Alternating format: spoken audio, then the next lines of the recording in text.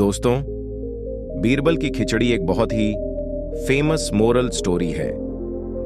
हो सकता है आपने ये पहले पढ़ी भी हो या फिर किसी ना किसी से इसके बारे में सुना होगा। आज की इस वीडियो में हम आपके लिए बीरबल की खिचड़ी मोरल स्टोरी कुछ अलग तरह से लेकर आए हैं। इस बीरबल मोरल स्टोरी के जरिए हम आपको इस कहानी से मिलने वाली जिंदगी की सीख के बारे में बताएंगे। इस कहानी को पढ़कर आपको मजा भी आएगा और साथ ही कुछ जरूरी सबक भी सीखने को मिलेंगे।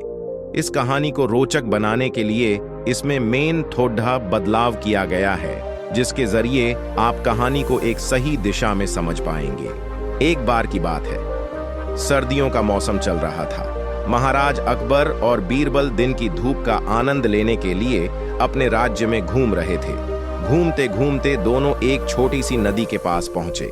नदी के साफ पानी को देखकर अकबर ने बीरबल से कहा, बीरबल, अगर हम तुम्हें 100 सोने के सिक्के दें तो क्या तुम इस नदी में नहाओगे? बीरबल बोले, महाराज, इस साफ पानी में नहाने के लिए भला 100 सोने के सिक्के देने की क्या जरूरत है? मैं तो इस नदी में ऐसे ही नहा लूंगा, लेकिन आपको इसके लिए गर्मियों के मौसम आने तक का इंतजार करना पड़ेगा, क्योंकि इस सर्दी के मौसम में इस ठंडे पानी में नहाकर मुझे अपनी जान नहीं गंवानी। बीरबल की बात सुनकर अकबर बोले, धन के खातिर इंसान कुछ भी कर सकता है। तुम्हें फिलहाल धन की जरूरत नहीं है, इसलिए ऐसा बोल रहे हो। बीरबल बोले, महाराज, मैं तो क्या राज्य का कोई भी व्यक्ति धन के खातिर इस ठंडे पानी में जाने की सोचेगा नहीं। अकबर बोले, चलो देखते हैं तुम्हारी बात में कितनी सच्चाई है। अकबर अपने एक सैनिक को बुलाते हैं और पूरे राज्य में ऐलान करवाते हैं कि हमारे राज्य का कोई भी व्यक्ति एक रात इस नदी के पानी में खड़ीढा रहकर गुजार लेगा तो उसे महाराज की तरफ से 500 सोने के सिक्के दिए जाएंगे। नदी के किनारे पर कुछ सैनिकों के रहने की व्यवस्था करी गई और नदी के एक हिस्से में रोशनी करने के लिए 2 मशाल वुडन टॉर्च भी जलाई गई। पहली रात 2-3 लोग आए, लेकिन वो ज्यादा देर तक ठंडा सहन नहीं कर पाए और नदी से निकल गए। दूसरी रात उस राज्य का एक गरीब धोबी आया और उसने सारी रात नदी के ठंडे पानी में रहकर गुजार दी। सैनिकों ने जब ये बात महाराज को बताई तो वो दंग रह गए और उस धोबी को उन्होंने इनाम लेने के लिए राजमहल में बुलाया। इनाम देने से पहले महाराज ने उससे पूछा कि इतने ठंडे पानी में आखिर तुम सारी रात खड्डे रह कैसे गए? धोबी बोला, महाराज, नदी से दूर जो मशाल जली हुई थी, मैं सारी रात उस मशाल को देखता रहा और कब रात बीत गई मुझे पता ही नहीं चला। धोबी की बात सुनकर महाराज को गुस्सा आ गया और वो बोलो, इसका अर्थ है कि तुम पूरी रात उस मशाल से गर्मी लेते रहे और तुमने धोखे से हमारी चुनौती को पूरा किया है, इसलिए तुम्हें इनाम नहीं मिलेगा। दूर बैठे बीरबल ये सब सुन रहे थे, लेकिन उस वक्त वो कुछ बोले नहीं। अगले दिन दरबार में किसी विषय को लेकर महत्वपूर्ण चर्चा होनी थी, लेकिन दरबार में बीरबल नजर नहीं आ रहे थे। महाराज अकबर ने एक सैनिक को बुलाया और कहा कि बीरबल के घर जाओ और बीरबल को अपने साथ लेकर ही आना। वो सैनिक थोड़ी बाद अकेला ही वापस आया और पूछने पर उसने बताया कि बीरबल अपने लिए खिचड़ी बना रहे हैं और जैसे ही वो पक जाएगी तो वो तुरंत ही आ जाएंगे। सुबह से दोपहर हो गई, लेकिन बीरबल का कोई अता पता ही नहीं था।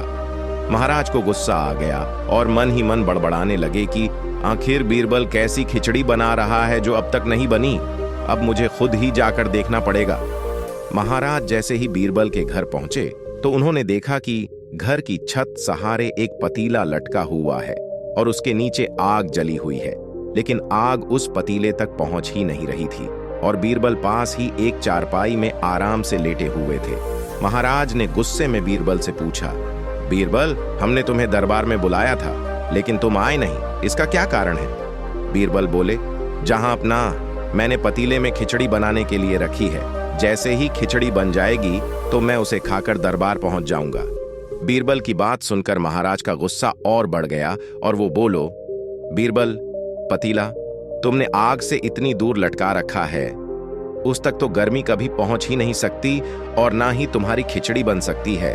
और अगर ये खिचड़ी कभी पकी ही नहीं तो क्या तुम कभी दरबार ही नहीं आओगे? बीरबल ने शांत स्वभाव में महाराज को जवाब दिया, महाराज, जिस तरह उस रात धोबी ने दूर जली मशाल से गर्मी लेकर अपनी ठंड दूर कर ली थी, उसी तरह दूर जली आग से ये पतीला भी गर्मी ले ही लेगा और खिचड़ी पक जाएगी। महाराज अकबर बीरबल की बात समझ गए और कुछ नहीं बोले। उन्हें अपनी गलती का एहसास हो गया। अगले दिन उन्होंने धोबी को दरबार में बुलाया और उसे उसका इनाम दे दिया। पहली सीख जो हमें इस कहानी से मिलती है वो यह है कि जिस इंसान के अंदर कुछ करने का सामर्थ्य, चाह और शक्ति होती है तो वह अपने लक्ष्य को प्राप्त कर ही लेता है। ऐसा इंसान अपनी परेशानियों में भी जीतने के मौके तलाशता है और अंत में जीत ही जाता है। दूसरी सीख जो हमें इस कहानी से मिलती है वो यह है कि हमें दूसरों की सफलता पर कभी भी बिना जाने समझे शक नहीं करना चाहिए। उनको मिली सफलता के पीछे उनका कितना संघर्ष है ये जाने बिना कभी अपनी राय नहीं बनानी चाहिए।